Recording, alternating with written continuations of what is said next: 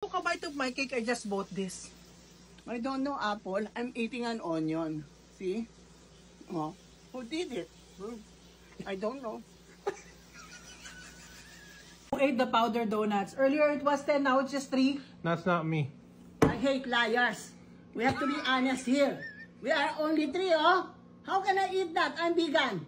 Oh, I cannot reach. Oh, it's very hard. See? Who ate my Jollibee spaghetti? I was not born to be a thief. But there's a thief in this house.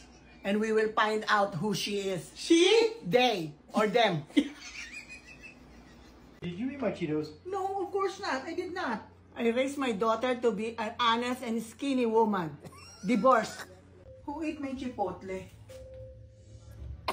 There's something mysterious happening in this house. I think it's a ghost. Who ate my PB&J sandwich? First, Apple, there's a thief. Second, there's a ghost.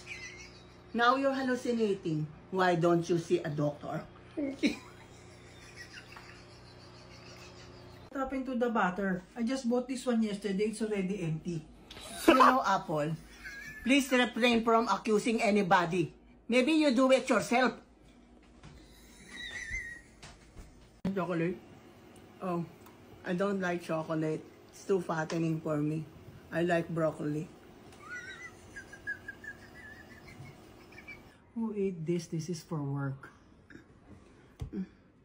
I don't know what to say, Apple. I'm sorry.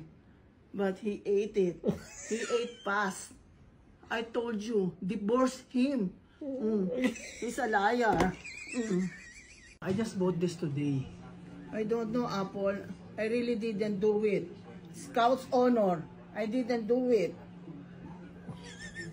Birthday to you.